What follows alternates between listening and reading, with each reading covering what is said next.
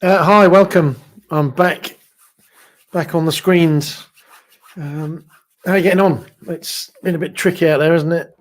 Although we have been moving up in the continuation of this 345 equities movement. Hopefully, you've been following that. Gold has bottomed out, hasn't it? A lot of you look at that one. We'll have a look at how that is probably just an extended wave 4. We lean towards there being an upside. We've still got to get the Iranian worries out of the way. We'll have a quick look at that. But as you can see, we've got a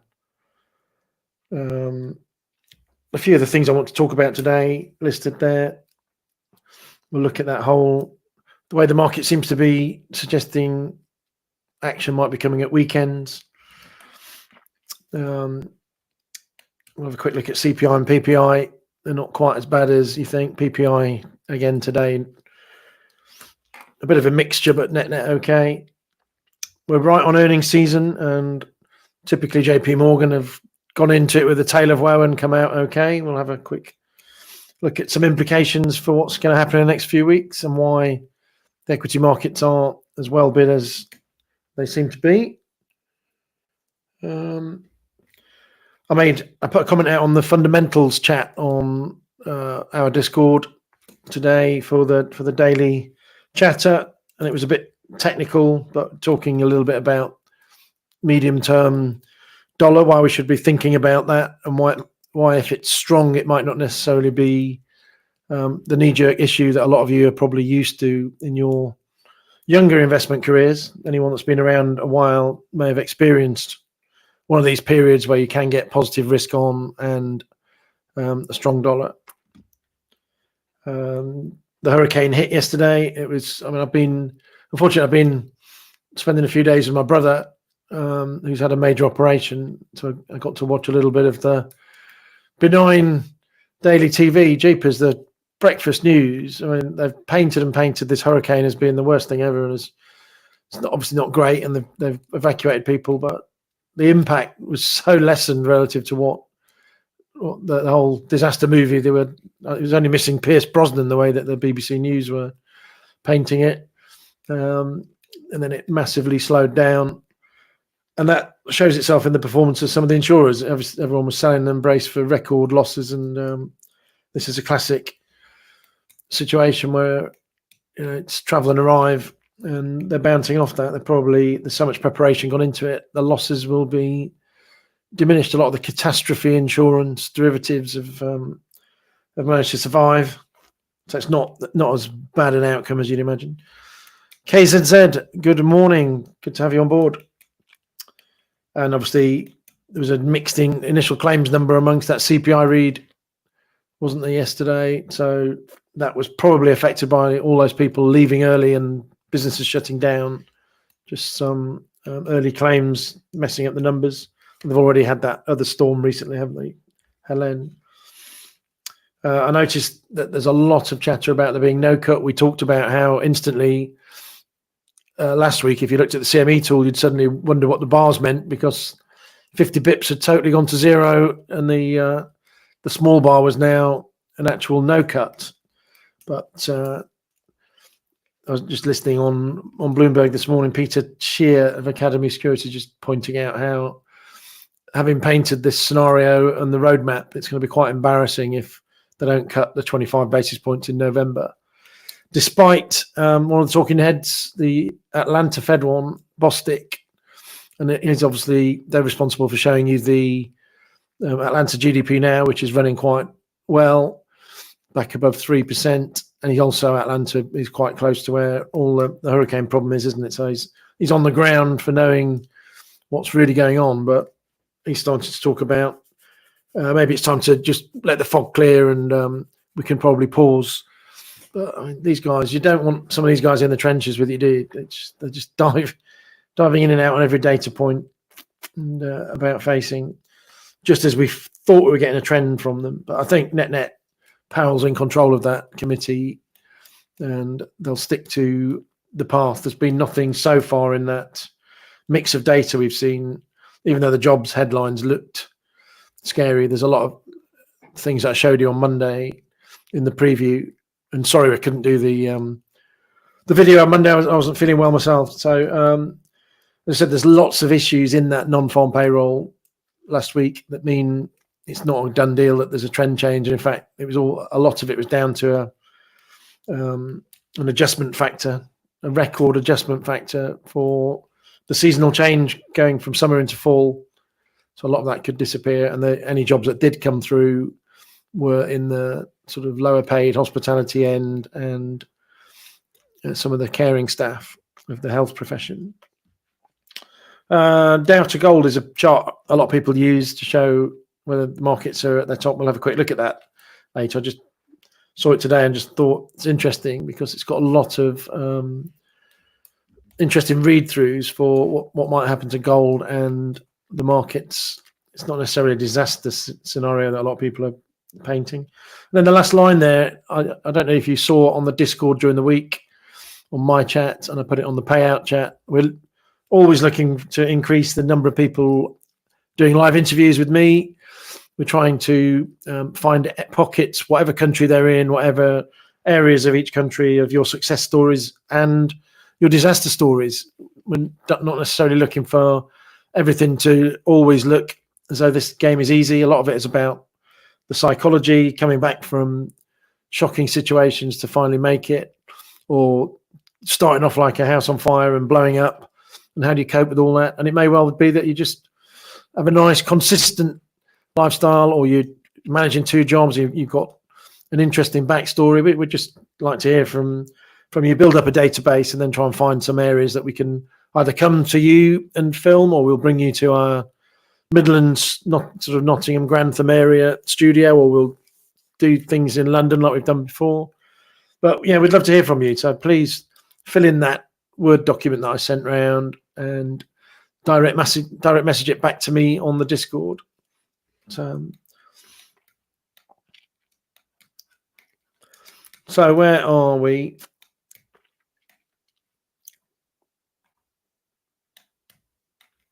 Is there anything that anybody would like to discuss before I dive into my things? Anybody got any problems or issues with how any of the markets have moved? Any of the data points?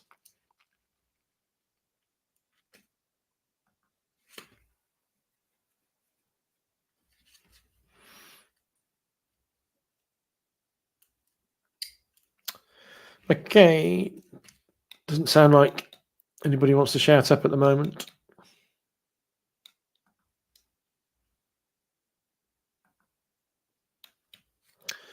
Oh, there you go. Kate says that you didn't like the Nasdaq price action. In which day, or today, or the breakouts that we've been seeing?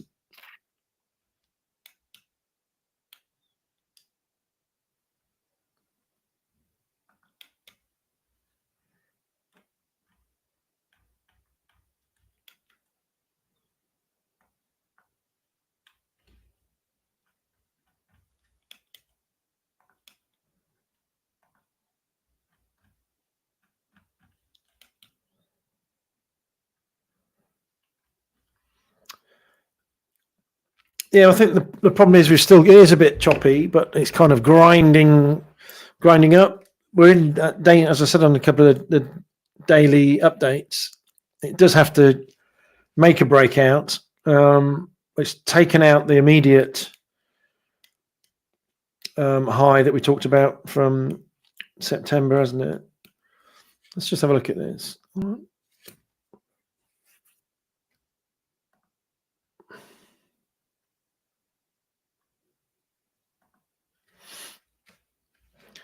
So that was what we had in the preview, and we were talking at the start of the week.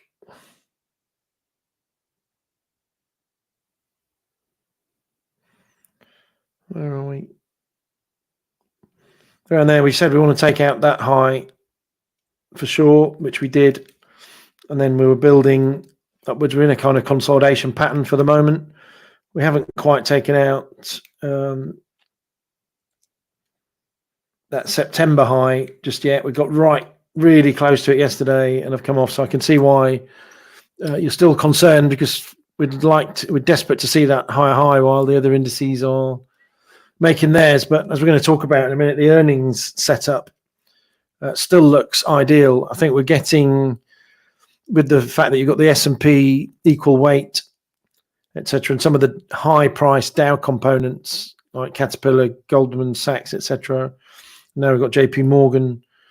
All the price moves drive that index. There are reasons to be widening the investment. Commitment to trader data, yeah, I'll give it a look through. You've got to remember that it is always a few days behind, but it has showed you where people are concentrating. There are obviously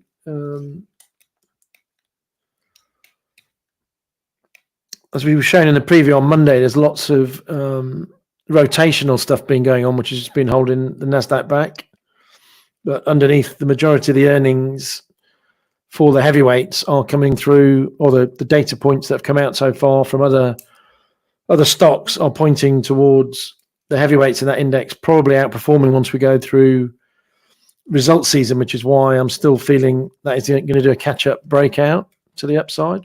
But it does feel like until you actually take out that September high, that you might be looking at a double top. I can understand why people are nervous. So, Dom, JXR, what are you looking at in the COT data?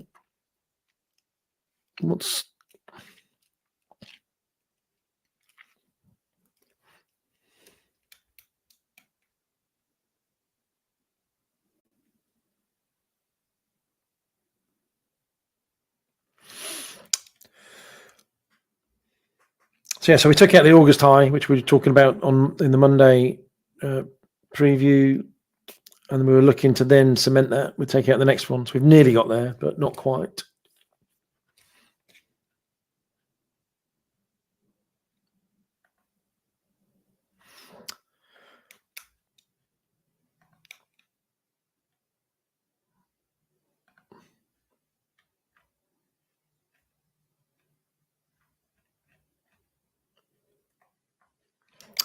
So I thought there's this thing that I came across today because I was just playing catch up on where earnings estimates are for the US Q3.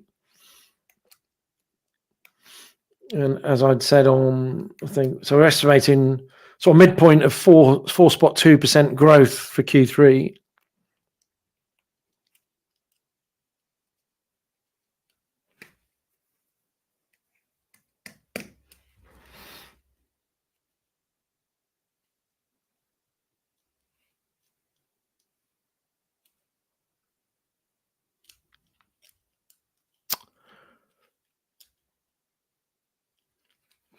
Okay, Dom. So you're saying you've built a gauge, and that is commercials versus retailers, and on the fact that retail are what probably wrong. So you take on their extreme. That catches Aussie dollar, US dollar, yen from swing points. I mean, yeah, there's been a lot of. The other thing is to try and have a look at the actual open interests and option positions as well, if you can. If you go through the CME data and the CBOT data and all that sort of stuff, and try and spot if there's any movement into particular areas or levels. Like that was quite instructive on UJ a couple of months back before it broke through that 152 level. There were lots of big interest call options on UJ, which took us up to that extreme high. They played out really well. So yeah, as many confluences as you can find. That's a good idea. I like the sound of what you're doing.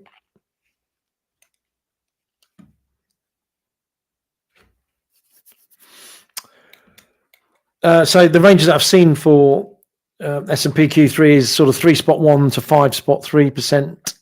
But as something I was reading today is that has been brought down.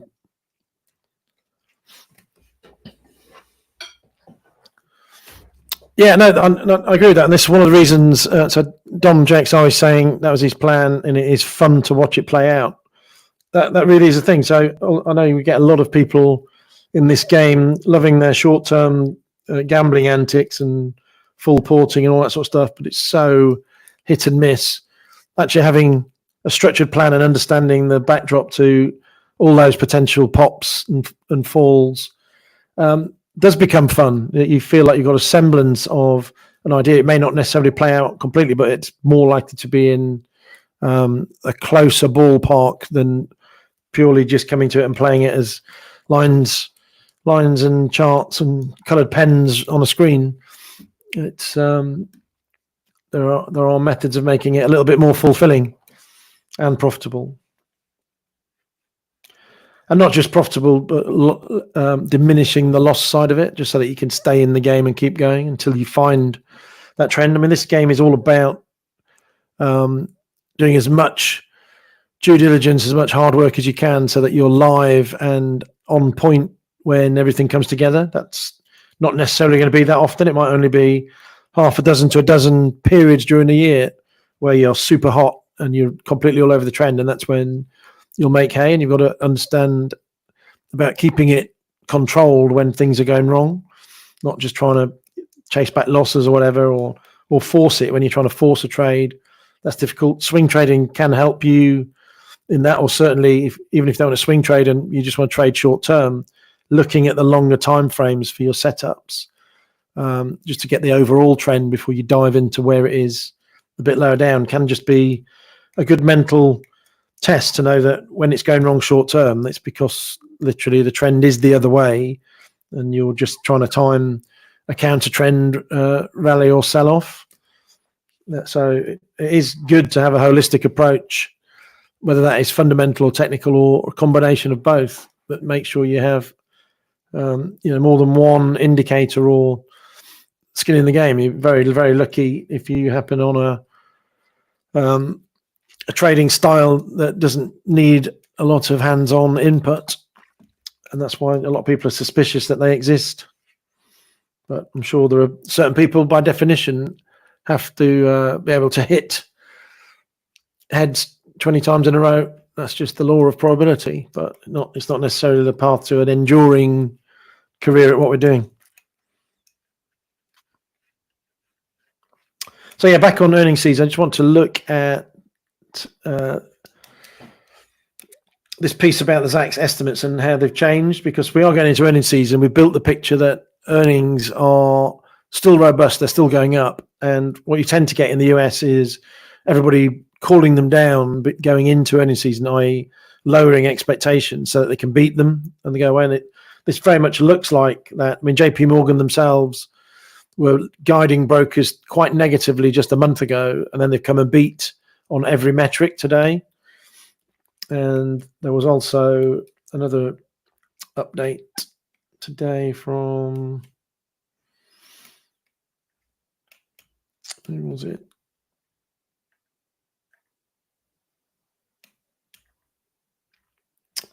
Helen of Troy, wasn't it? On Wednesday night, after up 20%, earnings declined much lower than anticipated, but maintains full year forecast of just a 3 to 6% sales fall, whereas the market had got that down to being a 10% fall. So what you've got here is a lot of expectation for things to be really bad. And if you come in slightly ahead of that, then everything is set up to rally. Pepsi as well, they ended up being up on the day despite missing, and they were really bad in the previous quarter. Coke didn't suffer from there. So if the sort of bad performers in Q2 are suddenly managing to downbeat forecasts, what are the good performers of Q2 likely to do? We might see even bigger outperformance. So it bodes well that this 3 to 5% earnings growth year on year for Q3 may be a little bit lowballed. And just a few weeks ago, as this chart shows, Q3 was expected to be sort of 7% by the end of June, early July. And it's been downgraded all the way down to this sort of 3.1% low idea for Zacks. And I've obviously, like I said, I've seen a range up to 5.3. So we're taking the midpoint for 4.2%. That could easily be beaten, could come in 5 or 6% for the whole quarter. Now, it's also important because Q3, in terms of indices, equities, looking forward, discounting mechanism, look, it's actually the lowest quarter within the last 2 years, that going back a year and a year forward. So from here on in, for the next few quarters, we're expecting to see accelerating earnings growth. My horse that I go on about, and we showed that horse video around the Cheltenham time in March. Growth trumps everything. We've been talking about it last week in the preview. And when we're seeing growth, that puts the interest rate path just as a bonus again in the background. It looks like they will continue cutting. It's just about the pace. Inflation looks to be, if not quite beaten, certainly subdued. So that just opens up the US to carry on being at the front seat of this global stimulus package. So this could be a really, really important few weeks, and you're going to hear lots of intraday positives and negatives, but it's the overall we're looking for, and we're just ahead of what should be the start of the traditional late October rally, etc., etc. It's all lining up for not necessarily giving up on equities. You may see some profit taking that might happen today because it's been a good overall week, but don't get too negative on this until we've actually got to see earnings deteriorate, and they've already been called down as the parlance. They've already been taken to a level that's expected to be bad. It's going to be difficult to see that unless we thought we were in a deep recession already. It doesn't look like that is the case. There's going to be winners and losers as always, but the net seems to be favouring the winners, and the winners have tended to attract the right amount of money over the year. So we're effectively putting investment money into stocks that already have an uptrend. Overall, markets have an uptrend. We can see that by looking at moving averages being upward facing, as well as higher highs and higher lows on most of the equity indices. And to me, as we'll look at them in a bit, all still seem to be in early stages of the final move up before we get a decent consolidation. So don't give up on equities yet. There's still a decent rally to come.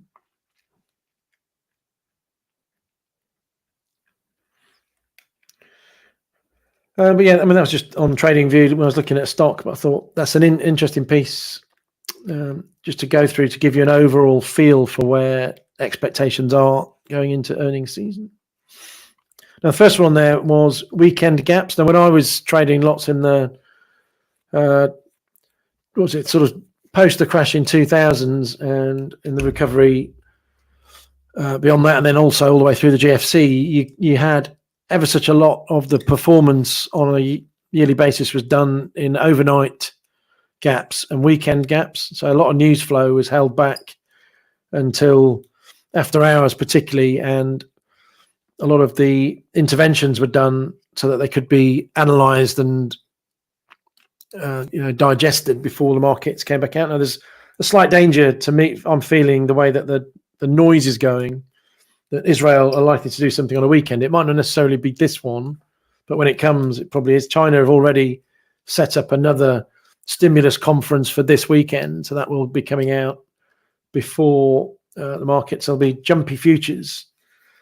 So if you are in an account that allows weekend trading, just allow for the fact we might start to see a lot more volatility. So stake accordingly, or maybe think about, if you're in an extreme that may turn, just be careful that you might get that pop, or conversely, that little mini overnight crash, etc. Now, to me, what could happen there, specifically with Israel saying that they're going to be specific, and what was the quote? What was that quote they had? Put it into today's thing, didn't I?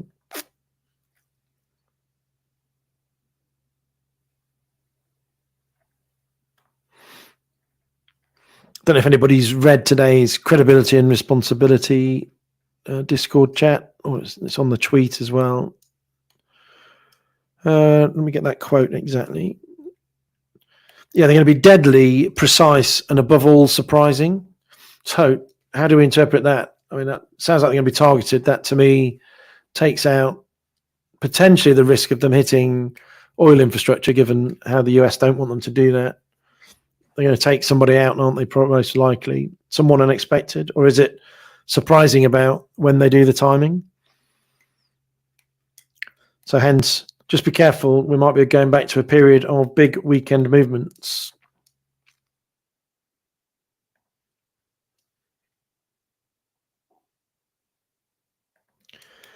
Now, what I'm thinking about there is that if we've got oil and gold set up for a little spike out, haven't we? Now, if that happens out of hours, we may well digest it in the meantime, and already have said that is the kind of, it could potentially be a one and done rather than actually escalating the situation much further.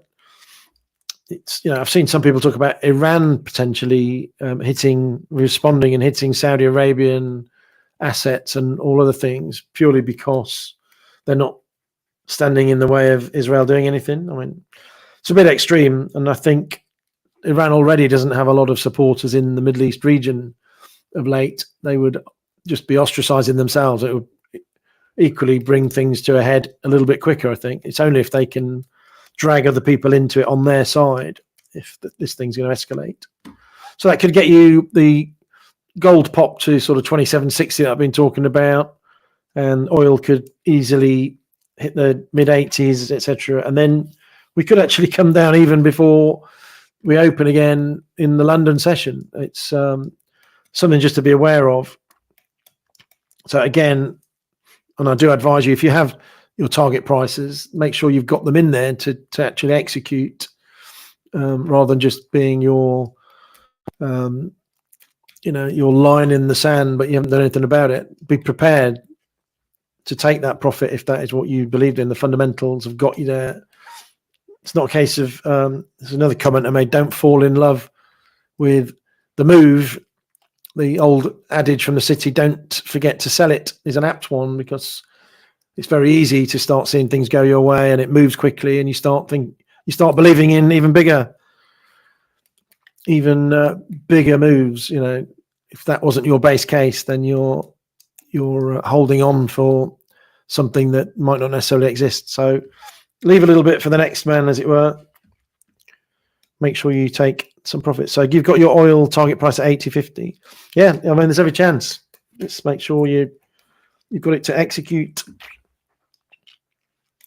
So CPI headlines yesterday, I think you ignore the majority of what went on there,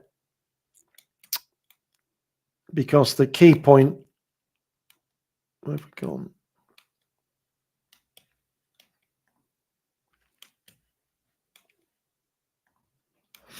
Let's give it a second.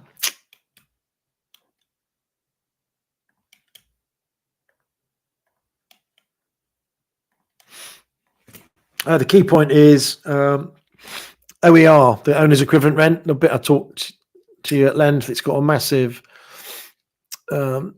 percentage within that index. It's about it's about 40% of the CPI headline, and once you go to the core, it's about 60% of impact. So it's the most important thing. It had that strange pop up to 0.5%. For the August data, so everyone was panicking, oh, we've missed it, because according to charts, we still haven't seen the weakness from the 6 or so month lag. Now, I suggested that might be just to do with the mechanics of it. What they do is they take two different surveys rolling on a 6-month basis to create the estimate for the rent. So it could well be that they just ran into an odd block of people that were in a specific situation where it had gone up, because the majority of anecdotal evidence is suggesting that we've still got that fall to come. So this month, the combination of whichever two bits they use came in at 0.2%, 0.2% month on month. And that obviously is the thing that the Fed are really bothered about. They don't really like CPI because of that heavy weighting, but they do have a big focus on rents. So they'll be very pleased to have seen that. And that also has an impact into PCE, but of a lesser weighting, about half the weighting that's in CPI. So they know that they've got their measure coming in pretty weak when PCE comes through in a couple of weeks' time. So, regardless of the odd wavering talking head, there's going to be the right kind of data around to talk about in the meeting in November. And don't rule out what is to come ahead. Is the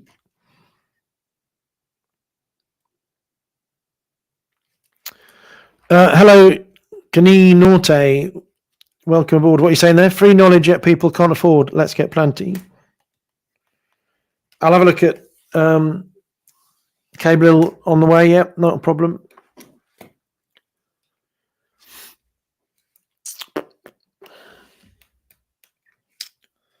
So CPI, that's a good one. PPI today, as I said on my chat, it's quite interesting. JP Morgan have just come out with a beat on their net interest margins, having tried to talk the market down. And they have, if you look at PPI, the deposit prices, the rates you have to pay for is showing an increase in price of about 3% month on month, which is what their retail margin is. Against that, the price of loans, obviously with rates being cut, they saw a bit of disinflation, actual deflation down 4.8%, I think it was on a month.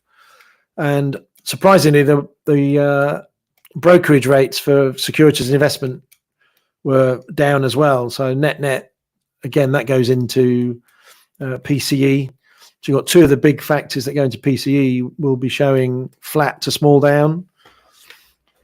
That's going nowhere, and that is the Fed's thing. So this is stuff that, just by looking at details, if we're trying to plan ahead for the next 2 weeks, we've got that in mind for how it'll be analysed. The analysts should be pumping that into the forecasts, but by definition, either the forecast moving down or not moving down and beating on the day should be taken as something to plan for. So we just got it there. It's a fundamental tick. We're not waiting for the data to come out before we have to analyse it. Just a side note, I talked about yesterday, Europe, they're going into earnings season as well. Overall, they're supposed to be down 1%. So they're really looking at negative earnings. And within that is technology. They're basically their estimates are taking 6% off the quarterly growth level. So they're looking for financial earnings to be good, and their industrials and miners, the basic resource stocks. And they should be, with China putting stimulus in, etc. And Hayes in the UK reported today, they're a big UK recruitment company, but their biggest market is Germany. And they said that they were struggling in Germany, and particularly in tech. So that tells you, that's a sort of backward confirmation that Q3 hasn't been great for some of the tech companies if they're not hiring, etc. So all little incremental reasons to look at what can you do with that, and that is what is happening with the DAX. Why is the DAX outperforming if tech is rubbish? Well, they've got bigger heavyweights in it, but what's happening is people are buying in anticipation of things are so bad in Germany that they know rates will have to change. What did I say earlier in the week? Nagel, who's the head of the Bundesbank, now he would put knitting needles in his eyes and cut his arms off before he puts rate cuts through the system. And normally people have to get a clue on what he's going to say before they know what the ECB are going to do overall. Germany, historically, the biggest influence, really anti-inflation, because they had that hyperinflation after the war. He came out and literally said he's willing to discuss the potential of a rate cut in October, which for the last couple of weeks, the hawks have been saying absolutely no way, it's too soon to sort of, things are getting worse, but surely we can wait until November. For their cheerleader to saying that he'd like to talk about it at the meeting and sees a potential opportunity, that basically means they're going to go because he's the biggest pushback. So have that factored in, that there is a rate cut coming next week. You probably already have if you've been listening to commentary, but that's the reason why it's happening.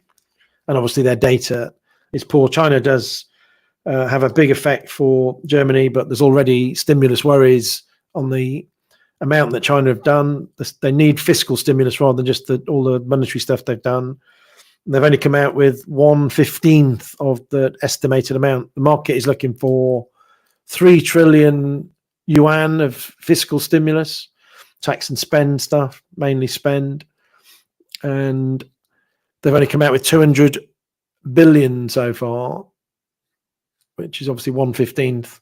So net, I've seen, again, I saw a range of 2 to 4 on expectation on that, and now people are kind of settling for, well, we'll take what we can get. 2 trillion is now the kind of whisper number for what's required to hear from China. So we've got China over the weekend. We need to see a lot more data on what's happening. But if we get any kind of positive surprise from Chinese stimulus, then look for even more DAX outperformance.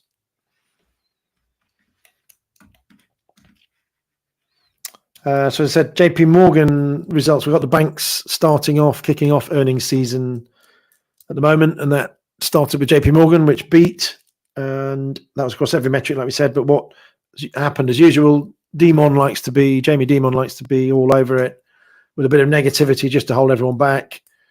And they've done a big provision just in case the world goes to hell in a handcart, as they say, things go wrong. But that just means they've got a rainy day fund, and that will be distributed as and when things calm down. And it also gives him a kind of excuse to say everything's really, really fearful. As he's around the back door, he's going to be taking a very big bonus for the outperformance. Wells Fargo, they missed on their net interest margin, but their actual investment fees were through the roof, up 30%. So they're having a big bounce. Next week, I haven't seen Bank of New York yet. BlackRock, that was a really interesting one. Assets under management, inflows went up to over 74 billion, I think it was, versus estimates of 20 billion. So when we talk about the wall of money coming out of money market funds, this is what's happening. The money is going into risk on assets, into ETFs, could be into crypto, could be gold, could be in equities, bonds at the moment. They may well have done that after, think of it, it's a lot of retail money chasing the rate cuts. We talked about those being a little bit ahead of themselves and the jobs numbers reining that in. But even if people change their mind, the money's come out, they were looking to invest, they might roll that over into indices. The more that they keep going up, retail money particularly follows the trend, doesn't it?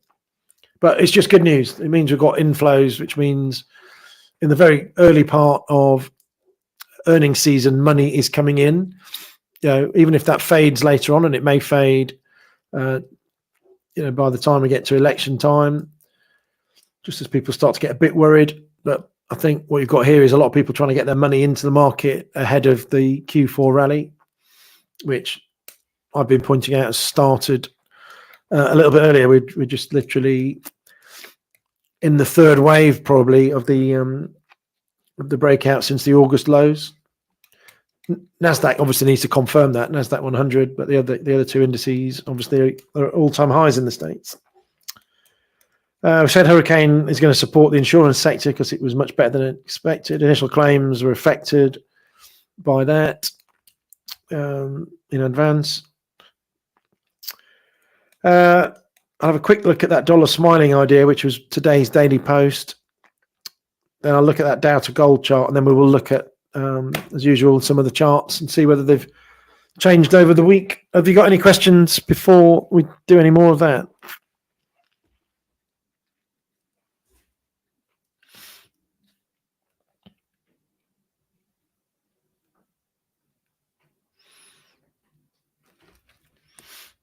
What's Nvidia doing today? I see Nasdaq 100 is just holding off at the moment, isn't it?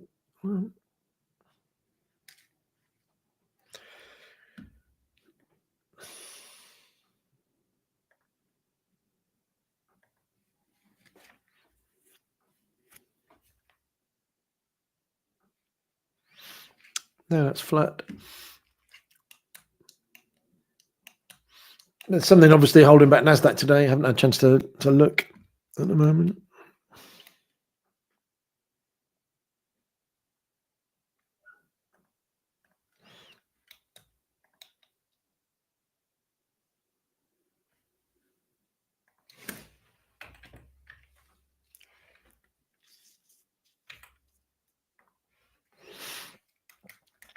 Right, where are we? Got any questions? No.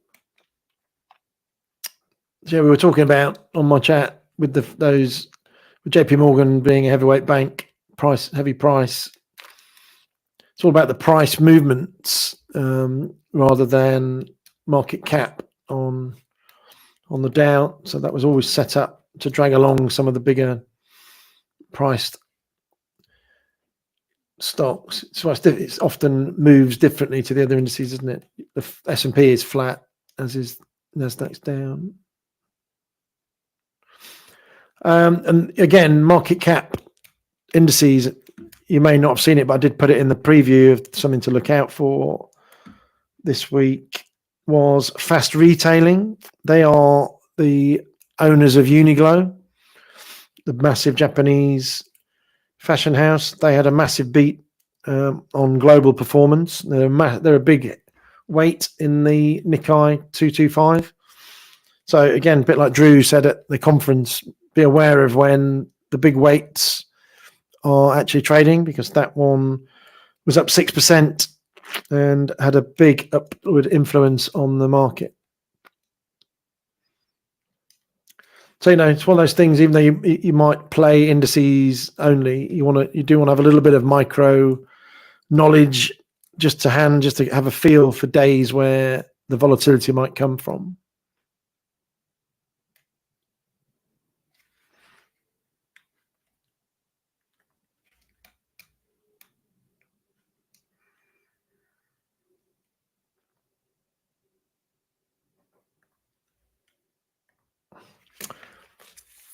So I just came across this because I've seen it a number of times over the years, the Dow to gold thing. What you've got here is people trying to paint out the fact that we're in an uptrend, which is challenging the downtrend line.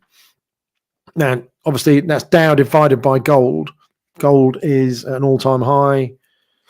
The Dow is at an all-time high, which is why it's kind of going sideways, because this is a very multi-year idea. So we've got to find, for that to break down, we've got to find a way of gold outperforming the Dow.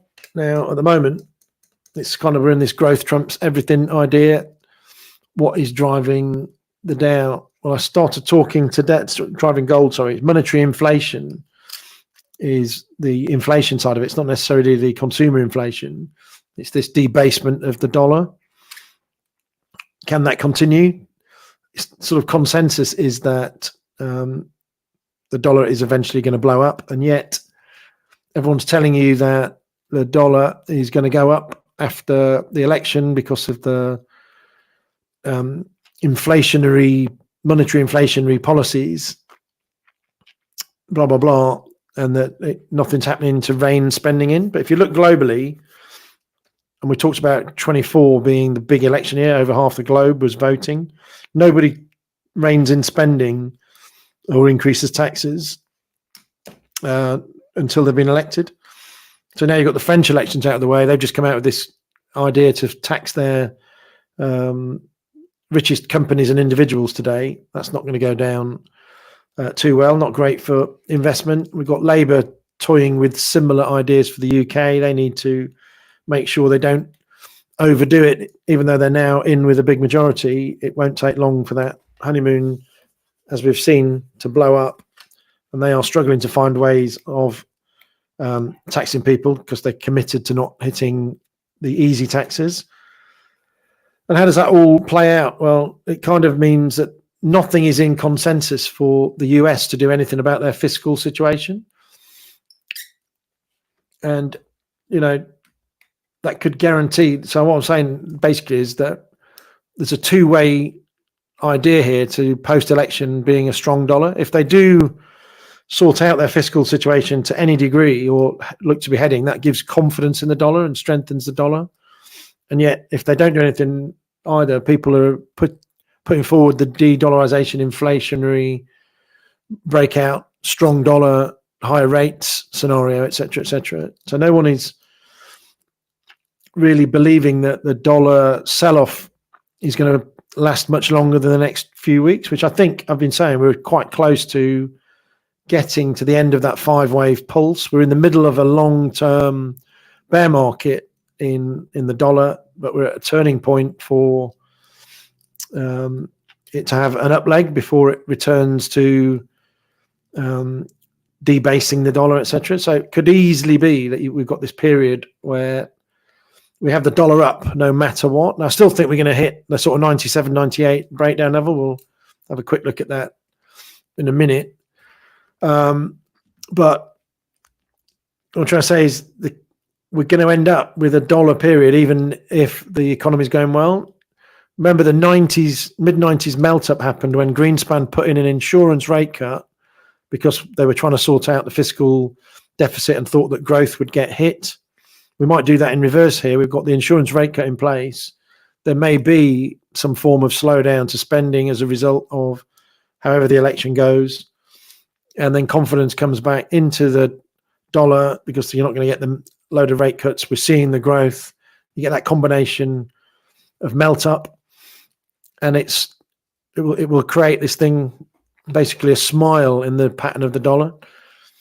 So they call it the dollar smile, whereby indices and risk assets go up despite the dollar being positive. Now, a lot of you will be sat there only ever having traded in periods where the inverse relationship is necessary.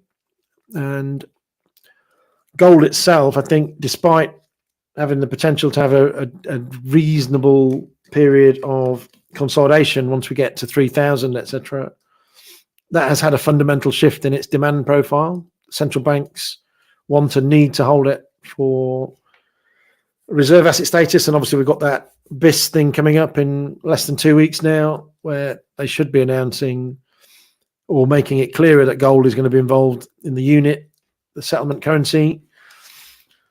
So that, again, you could even have gold confirming the fact that it isn't anywhere near a negative correlation with the dollar.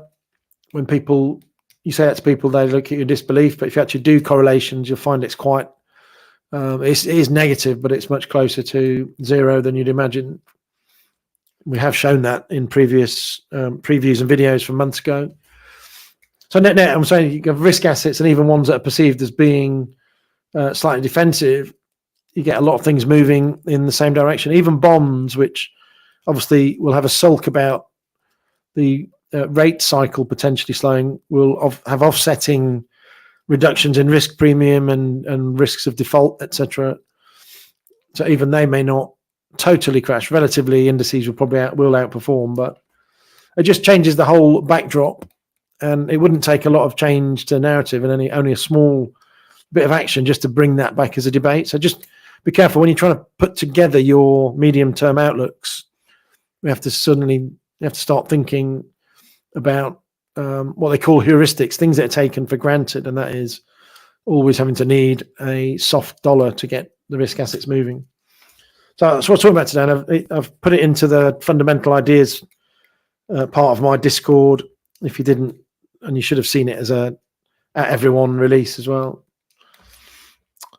Any questions on that, or do you want me to just move on to your stuff?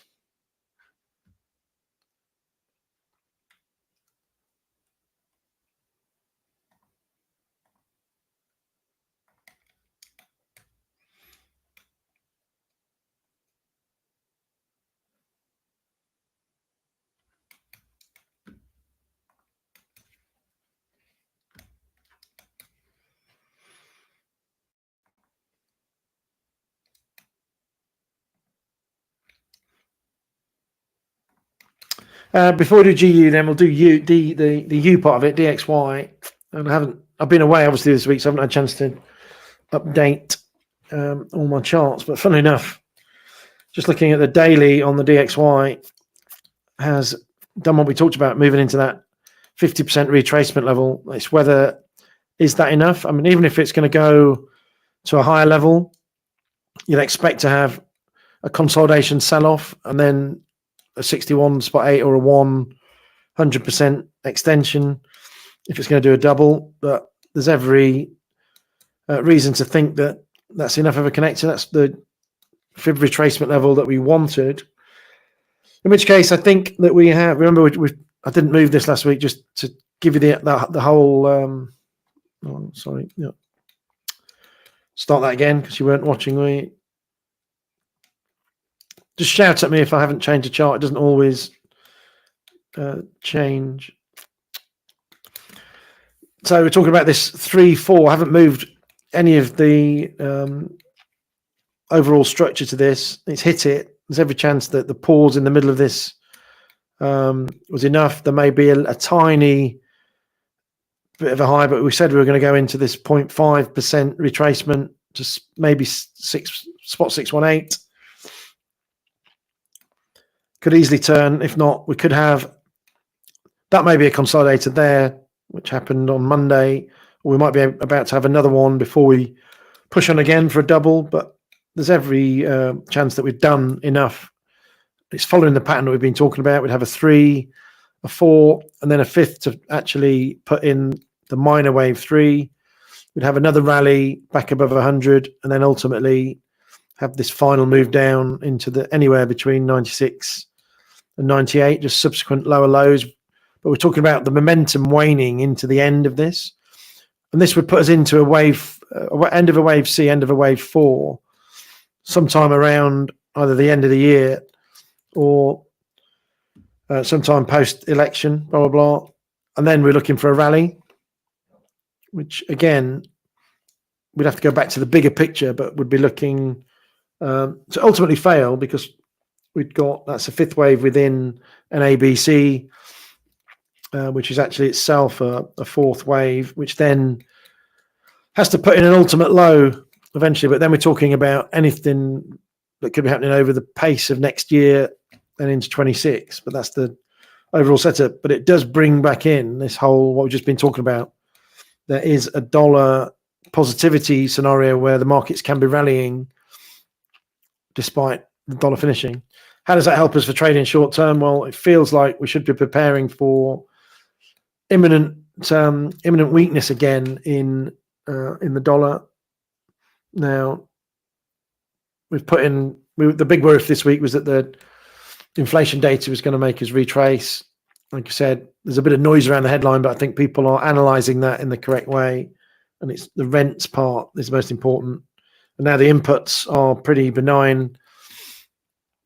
Oil hasn't really had an effect in CPI. We'll have to see how maybe it didn't happen in time for the headline this month. And again, like I say, it could easily spike and come off so that the overall monthly move, even from when it started going up, will end up being fairly unchanged.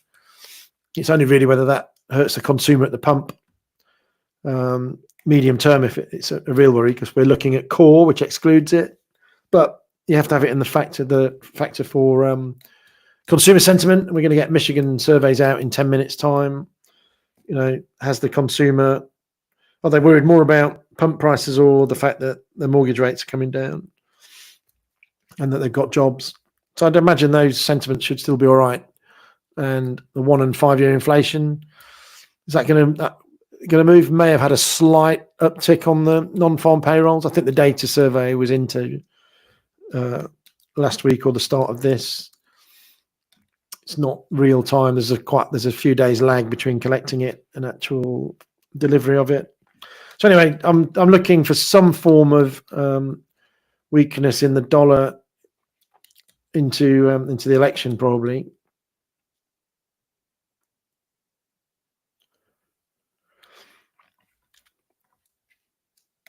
Usman, you've passed phase 1. Awesome. Always a great feeling, isn't it? Now, don't go crazy straight away.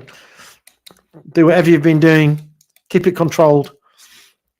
In fact, this week I've had to be quite focused. I've been bobbing in and out of various things, and because I had limited time, I had to make sure that I'm really focused on limits, stop losses, and the time that I'm playing.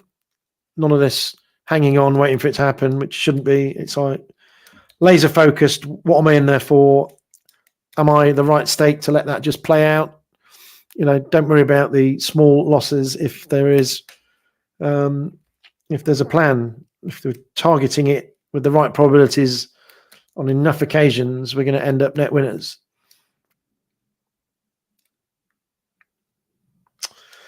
So again, we were looking for another ultimate low, because where was that? That was Monday, Friday night. When was I writing this? I was writing that thing around here on Sunday. Yeah, around here, Sunday night. Looking for another couple of lows, really, to have an ending diagonal of 5 moves down. So it had one. I was looking for another one, a rally, and ultimately a 5th wave to try and finish off, or at least put in. So we'll just move that over slightly because it does look like we've got the potential for that to be a buying area. In which case, I'm looking to be long GU, given what I'm thinking on the dollar, with that as a stop loss, just to make sure we haven't called it too early.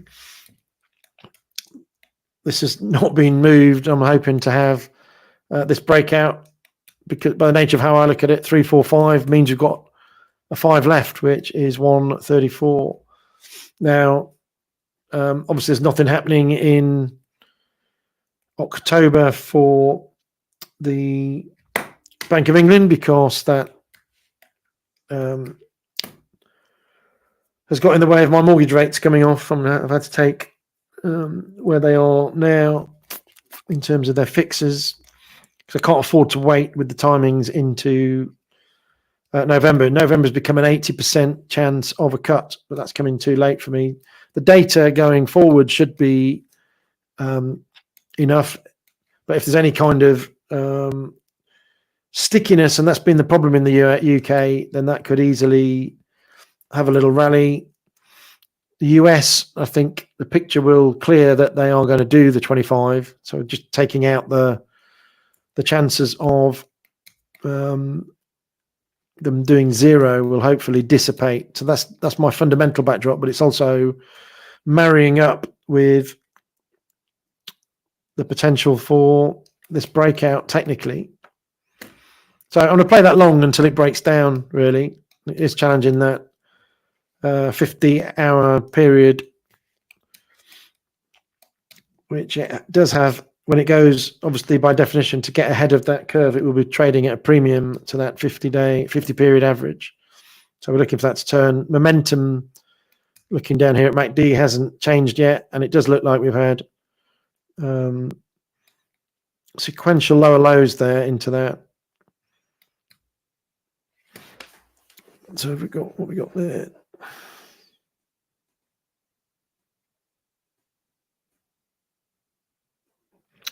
Yeah, so we had the peak sell-off at the what is basically looks like the 3rd wave. That is the most impulsive down. Remember, we're always looking to marry up the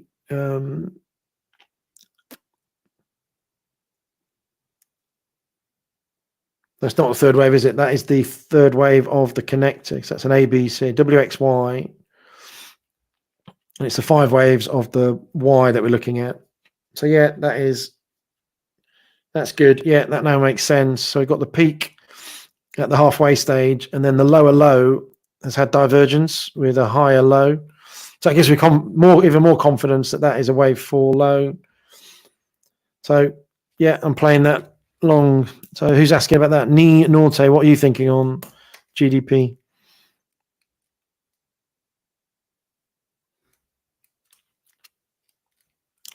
Usman, what are you saying there? I've been getting data for the past 4 months, and when I felt confident, I got my valuation and passed it in a week. Yeah, well, that's what I said earlier. There are periods where all the stars align, and you've got to take advantage of that and trust that your data is correct, and you follow it. Make sure your staking is correct. Don't overdo it. Make sure, because remember, you can have the perfect setup, and then the mind gets in the way, and if it's not performing straight away how you want it to, then you start panicking that you're wrong and messing around. Stick that the overall plan is right, and make sure that you've got enough attempts to get in there and be there when it does do the breakout. So good man. So Ni Norte, what are you thinking on GU? You still here?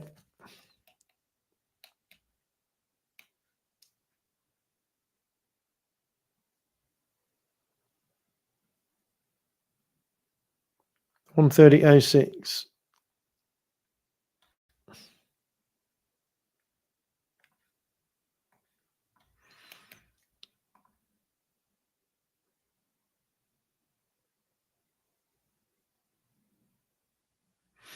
So you've either been in and held on, or you've come in recently, have you? Is that today?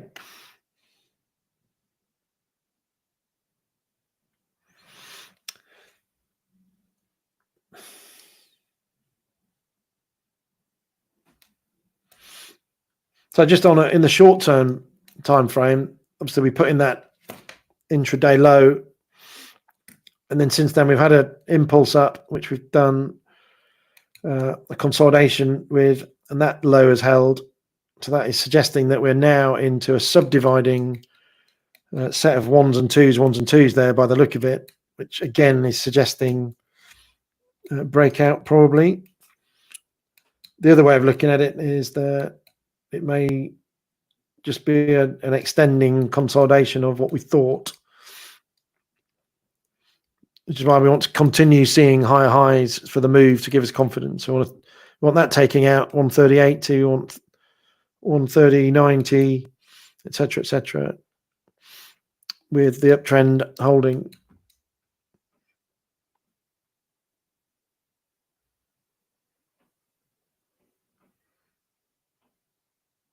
One, two, three. Yeah, so I've been nervous at 130.20, but ultimately it's the 130 10.7, isn't it? 130.10s that you're looking at as interesting, but I wouldn't necessarily get bearish if we break that out, because like I say, it might just be an extension. I think we might have another opportunity at getting a breakout. I think the extremity, we're close to the extremity there. So my central fundamental case is that the EU are going next week. So again, we've had a similar situation here with looking for 5 waves down from that B high to finish the C. Looks like we had a subdivision here to what we put in as the previous low. On Sunday, put it over there, expecting one more little move down. We extended sideways a little bit more, but it looks like we've got our ultimate 5 wave down to 1, consolidation, an extending middle wave there for the 3, a 3-wave consolidation there for 4, and then 5 subwaves there. Yeah, so it looks valid that we've put in what I've got labeled as a wave 2 consolidation, an ABC. So I'm expecting a breakout to carry on. So it pretty much feels like the consensus has got in there that the EU are cutting alongside the US.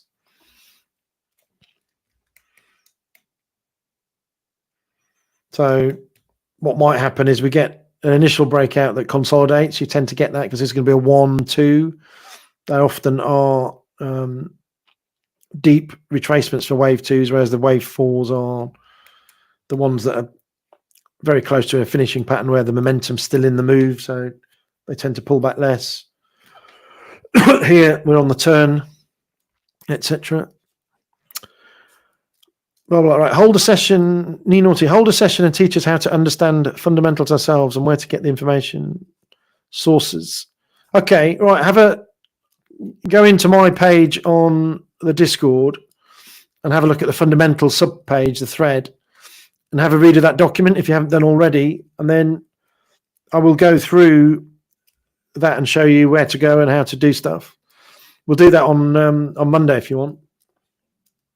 But try and have a read up in advance. There's loads of clues and thoughts on there, just so that you can have a few questions. Yep, good question. Thank you for the suggestion.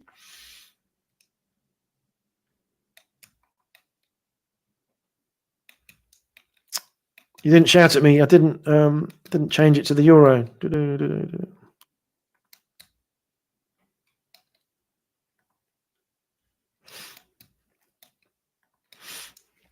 So sorry, I moved the euro low from expecting it to be here. That consolidation extended, and we've got in a little sub 5 waves to there. So still expecting that breakout move. Again, just like GU, we know where the stop loss is short term.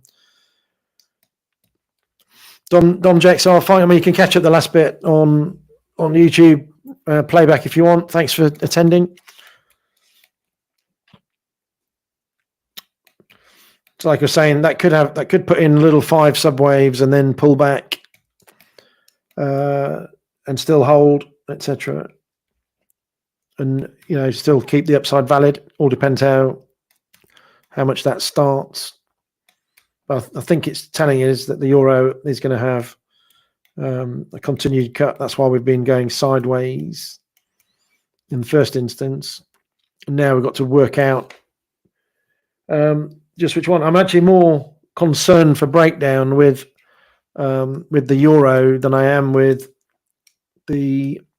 sterling, because sterling has got issues. Bailey has said he wants to catch up, but the EU, with their biggest hawks throwing the towels in, there is a danger that any challenge of this stop loss does give way. So make sure if you're playing it, you stop lossing at the current low. It could have meltdown.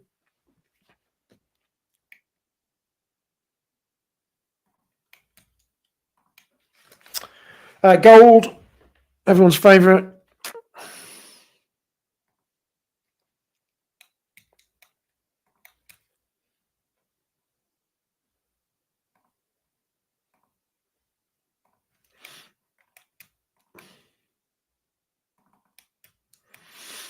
So I've got about 10 minutes more because then I've got to do a risk review with somebody, but we'll just fly through a few things. So gold, we've had this black channel, which we talk about, which has been the red 2, 3, and 4. Started off where the midpoint is there, that first 3 wave pullback. We said didn't really trust that as being deep enough. That was the first level of depth we kind of trusted. But again, we said we'd have to see whether that actually held. That gave way on Tuesday. So what's happened here is that 4 is now over here. And we can move the bottom of the channel across because it hasn't changed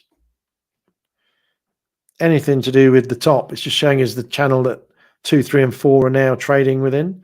And that actually makes a lot more sense given where the 2 was.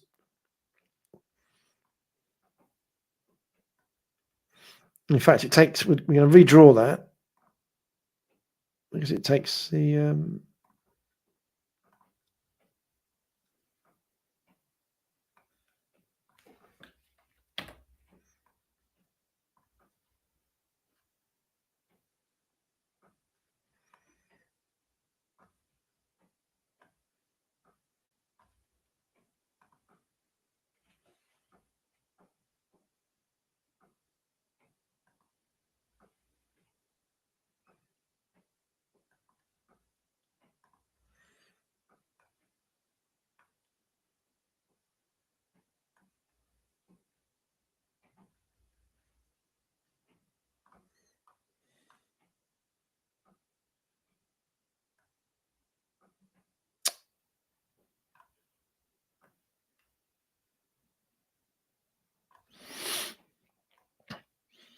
So funny enough, that still meets in the ballpark area where we're going.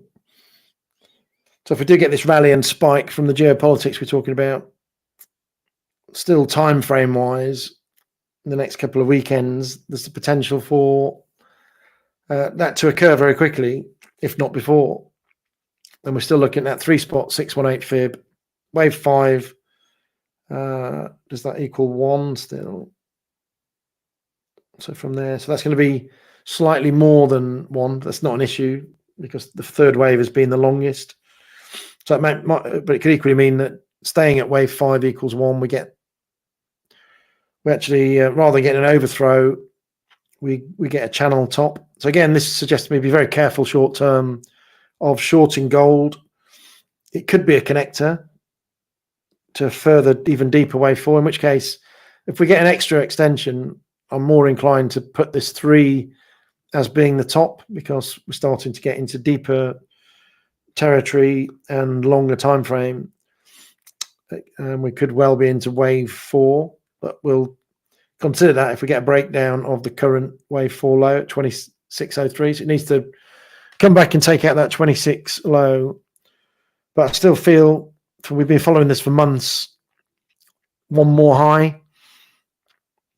Certainly one more high, which means 2687 and above.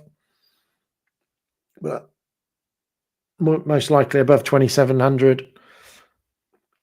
Ultimately looking for 2,760, but just be aware, nothing has changed at the moment other than making the wave 4 low a little bit wider. And we now seem to be back into impulse territory. We've had potentially 5 waves up, sub-waves, 1, 2, 3, 4, 5. So we might have a small sell-off before we go again. But if that is the one of the 5 sub-waves of sub-minuet 5, then that's going to be quite impulsive. So it's all in the right areas for this breakout geopolitical high to happen, if it's going to happen.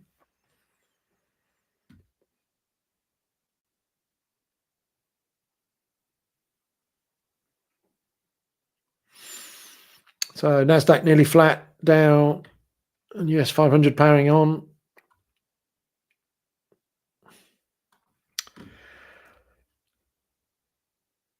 It's all gone quiet in Japan, hasn't it? Not a lot happening. We've been talking about various versions of consolidation of threes and whether this is an overall 3. We left it at this being a WXY. We're in the Y leg, which again in itself has got at least an A, B, C in place. But if that is A, B, we'd literally want one more high probably for that just to finish off, which is one more teeny bit of rally in the dollar. Can that happen, or is it already put in the 5th wave in this noisy little bit here? Very close to a turn that we'd been talking about. And now really we set up for forthcoming for that to start retracing again.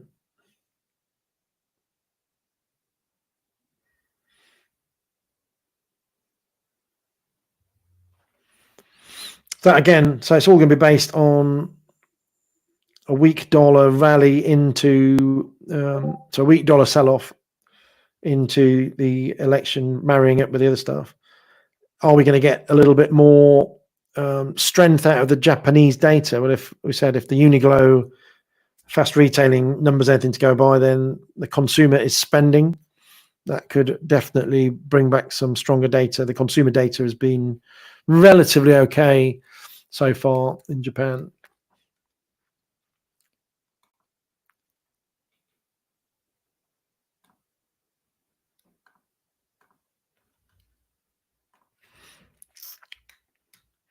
So yeah, but just this UJ could be about to run out of steam, along with the idea that we've been talking about, the connector.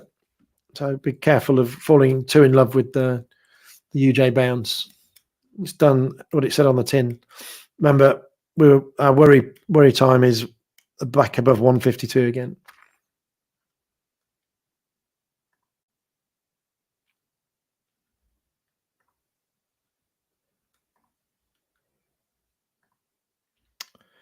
Nikkei. Sounds like it's in porridge for the older viewers. We're talking about 1-2s building in that index. We've been going sideways a little bit in there. So it's highly possible. That's the 4. We've put in, just about to put in a new high. Is that happening today or not?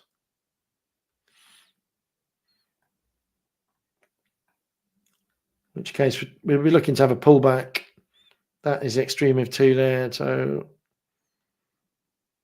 no more than there. But I'd anticipate this one to be a shallow one because we're still in this final trend up. I don't think we've got big negatives coming in the Nikkei 225. So it's all about, is this enough to suggest that we've got a 5-wave move there? It looks more like the beginnings of a 3. It looks like it's got one more high. So at least if that's not subdividing.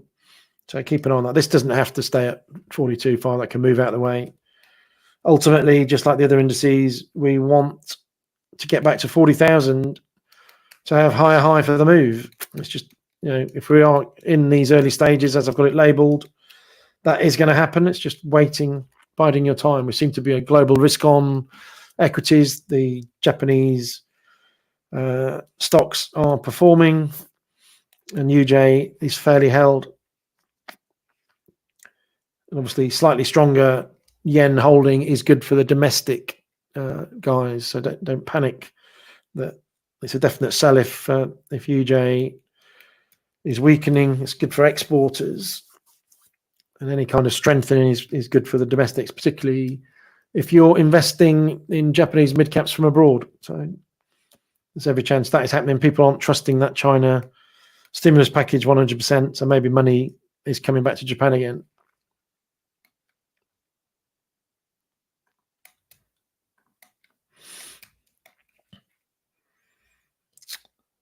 Can you see that? That's Germany. Yeah. So you could do the change here. We're literally saying at the weekend, had we got, is that low enough to represent the full movement down? We're looking for really a big defined 5 down. That had a good consolidation, and we've put in a 5 to finish over there.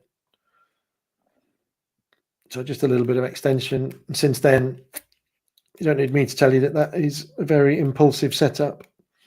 3 very big impulses. That could be the end of the move, but to be quite honest, that looks like it's a series of 1 and 2s at this point, which suggests we've got wave 3 breakout. All of these indices to me are telling you that you've got a big breakout period coming in the next few weeks. So be short at your peril.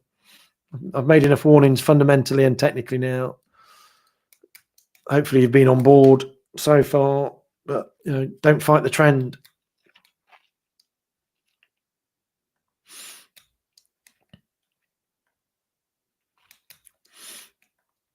So good old friend, the Nasdaq. Again, series of 1-2s. That is a 3-wave move inside there. If you look at that, I mean, breakout. We've been consolidating. Has it done enough? We're now just beginning to go blue on the day alongside the other indices. I do think there's a big surprise coming from the AI stuff on the upside. All the bottom-up AI has been great. NVIDIA is saying despite delays, their demand is going banzai and all its cohort. I think any kind of, they've had one chance at seeing what the market doesn't like. So the others, Amazon, Meta, etc., and have now should be in a position to understand the language that's required going through results. And it's all about not just the spend on, but the actual monetization of that spend in the AI space. I'm sure their investor relations have been working overtime. Stand by for some very upbeat reports, I think. We take that high out, we're into open space. It shouldn't really be rolling over from that point, because that does look like a set of 5 there, a set of 3. We look to be, again, in a wave 3 of 3. These are what I call the daddy boy breaks. And that should take us above the previous high degree level 3, which is, what is that, 20,800? No, 20,700-ish, isn't it? On the 2794. So still rally ahead. And what have I been saying for this overall move? We get the rally into October, might even get crazy enough to get to that 22,000 pullback, and then ultimately one more all-time high after that, and then that is a big cycle, the end of a cycle 1. Now, once what we said, if you get a cycle 1, then you're very close to having a wave. You're going into a wave 2. The wave 2s can be quite deep, so that is the potential for when we could have a big sell-off. So that ties up with lots of things going into next year, and that is when we'll finally decide what the real path is for the dollar, for interest rates, for the BRICS. The BRICS might even delay their decision until after the election on the unit. So that's the period when we can allow for potential risk off. But in the meantime, the discounting mechanism of all the positives and the growth we've been talking about, and the interest rates still being cut, all can still continue. I still stand by that is going to be the top of the 3-4-5 formation that we were advising from April. So that's a series of 3-4-5s into a 3 top with a 4, and then we're into this final 5th wave into the rally. It might get extended into the end of the year, but just don't take this as the final stopping point.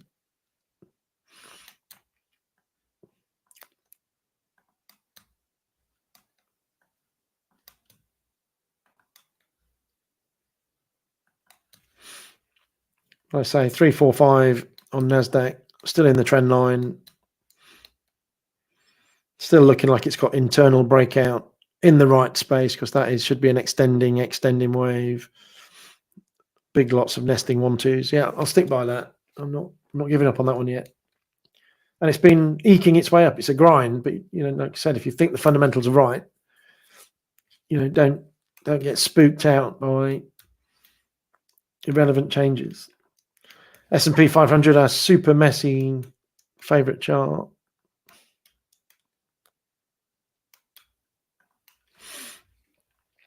It's in the same guys. Everyone's calling this is a 1, 2, 3, 4, 5, all the bears that is, but we just keep putting in high highs. What did we start the session with? The earnings outlook, the growth outlook with earnings into next year. We talked on Monday about how Goldman Sachs, 2 teams have moved to a 6,000 end of year target, 6,300 into next year, talking about that being conservative. And as I said, just be careful of failing the rally. And it may be that once we get into having put 5 waves in, I might be overestimating the pace of that wave. We'll have to re-examine it. It could be that we've done an internal lower degree 5 waves. That then goes again. The important thing is to follow the 5 wave structure when you're in it. We can deal with where we are once we're at destination, and we'll look at the degree. The degrees can always be adjusted. It's sticking to that. So we're still having recovery of the percentage of stocks over the 50-day moving average. That's still nowhere near extreme. It's in the 70s. The 200-day, with some of this sideways movement out of the bigger performers into the underperformers, then that, by definition, consolidated. Lots of room for the whole thing to get inflows and extended. So we want to be seeing this 5th wave line up with a peak in 200 stocks above the 200-day moving average and the stocks over their 50-day moving average. That go into the 90s. This go above the red line, hit the 5s. So I still think we are not at the extremes that a lot of people are saying. It gives a potential. It's an alternative if we do see breakdown of the internal structure. But if anything, it's an upward sloping moving average curve, the 50 and the 200-day, in an uptrend, which has had higher highs and higher lows. The S&P is up for the right reason, and it's got earnings going higher and higher. So I expect to see that BlackRock money add to this volume profile into the highs.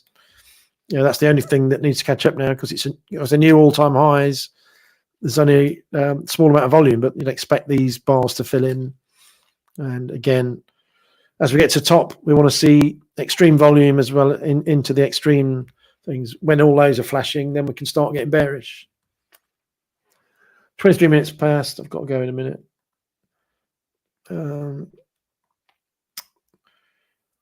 That's the Dow, the small internal structure. 3, 4. Literally, the 4 just went a little bit further across. 1, 2, 3. So there's a 5 wave in place. It's at the verge of being. It is, in fact, into a new high. So you could have a pause here. That could be the 3, small 4, 5. But if anything, I'd expect that could be that's 1 and that's 3. 5 could be anything. That's only had 1, 2, 3 waves really. So there's probably one more to be in line with the sort of idea we had. Can we get to 43,000, then pause? And then I've always said 45 looked like, we've got it on there, yeah, 44, 45 is that kind of November, December idea for me. So nothing's changed there really. Again, This is quite close to a pause again because that looks like an internal wave 3 in there. And we're now at higher highs with lower momentum. So the Dow is getting close to having a pause. But I'd like to see that momentum just get a little bit higher. Where was our wave 3 over here? So I'd like to see it get above that wave 3, really, which is 81, 38. So yeah, a couple more sessions of momentum before we get a little pause coming in. But you want to be buying that pullback.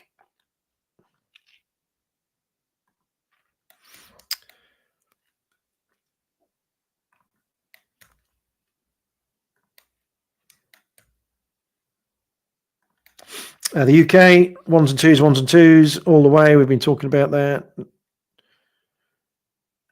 If anything, we've got to just adjust slightly. That ended up being much wider. We had a bigger consolidation than we anticipated into there. And then 5 waves into that bottom. More nesting, 1, 2, 3. FTSE primed for some minor action. We're talking about miners hopefully up their outlooks going into earnings season just to get a bit of momentum going into that, and it'll get dragged along by the other indices.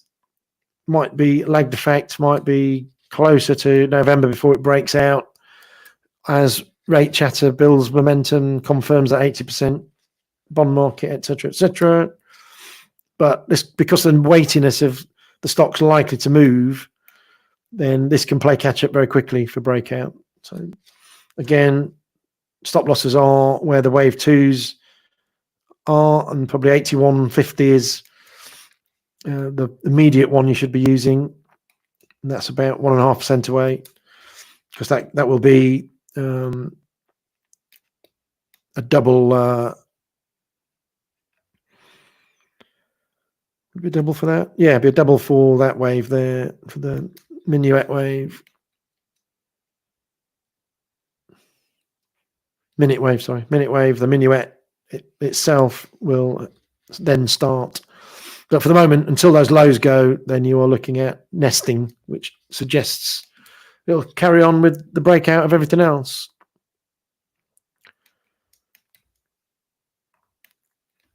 Brent knee said he had an 80.50 on that, which it has already touched around there. So if that is the 1-2, which I had labeled could be the case, we possibly got a failure of the next breakout, but equally that could be an extension.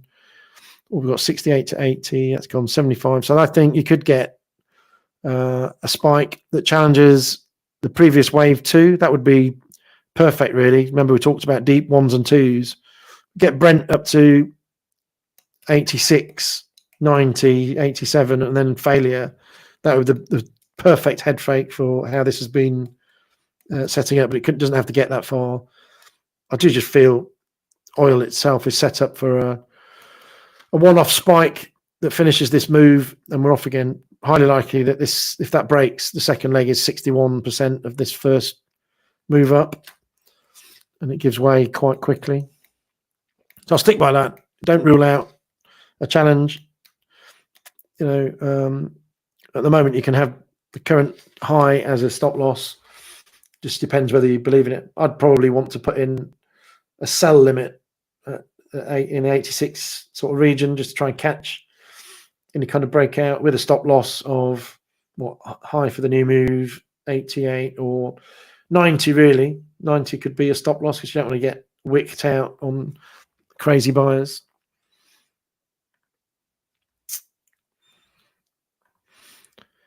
VIX and move starting to get interesting. We said we want to see breakout in the volatility in bonds. That's happening. We'd like to see the VIX have a failed move and drop off, and that's they're both those working out perfectly. That sits with what we had in last week's preview. Perfect, limited further upside and coming off. And then that, my friends, is 3:30, and I need to go. So I hope you've enjoyed that session. I know I went on a little bit longer than I thought. Thanks for your comments, and we will take that up on Monday. We'll do the macro fundamentals read through. So that's brilliant. Be careful out there. Good luck with your trades, and we'll see you soon.